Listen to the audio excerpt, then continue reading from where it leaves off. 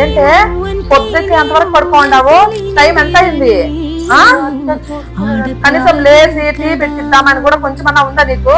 లేచి వెళ్ళి టీ పెట్టి మళ్ళీ తిరిగి అడుగేసేది వచ్చిపోయే చుట్టూలానే నేను పుట్టి పెరిగిన ఊరికి ఇంకా పైన పొరుగురిదాన్ని కట్టదాటి గంగేడు అక్కడ మీ వదిన పడుకోండి, లేపు టీ పో.